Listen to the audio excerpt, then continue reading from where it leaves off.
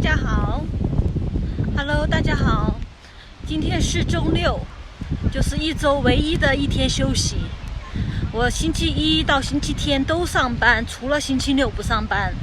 然后明天上班也是全天，从9点一直要上班到下午6点，9点到6点，所以有9个小时上班时间。所以今天趁休息出来散散步。然后这是一个公园，给大家看一下。这是一个公园，那有很多人，那还有小孩子乐园。这边也有湖。这个水流挺急的。冬天的时候，这儿就全部结冰了。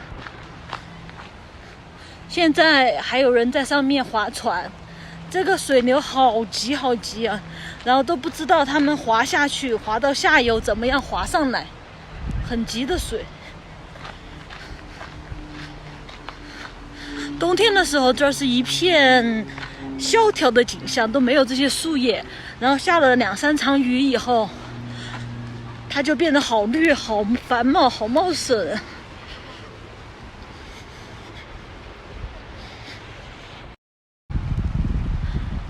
在这儿，大家可能都听到了，风还是蛮大的，风吹得呜呜呜呜的。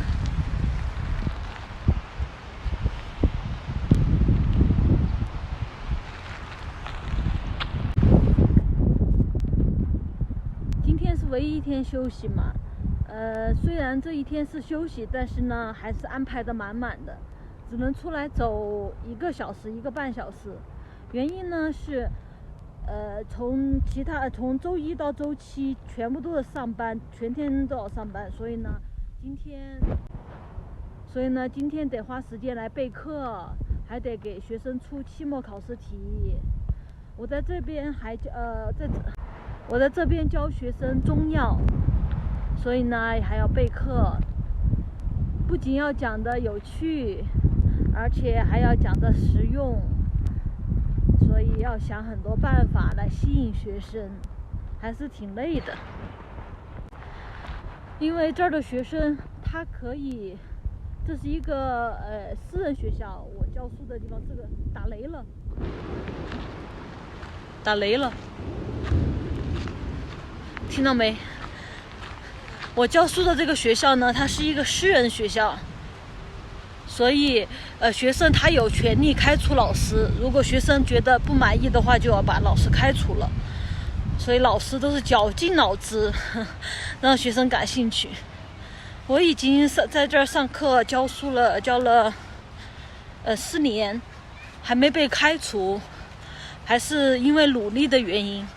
一是因为努力的原因，二是因为有经验，还是因为有经验。因为之前在中国的医院待了6年，所以还是有一定的经验的，所以就没被开除。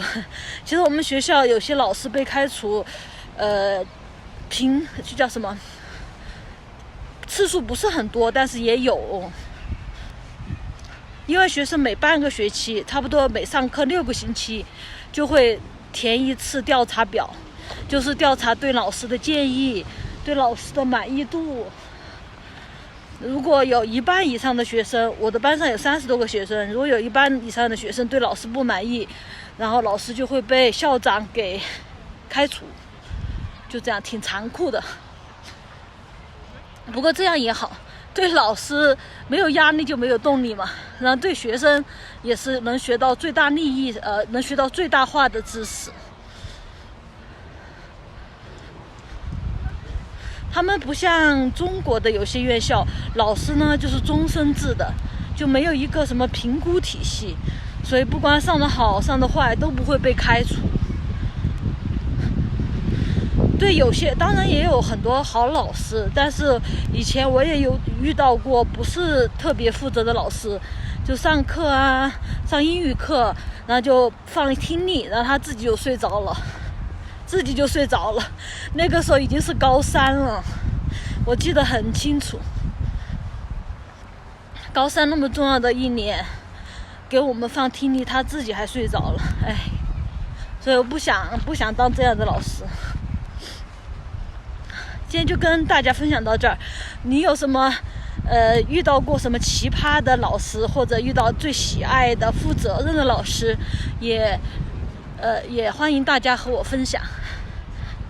再见。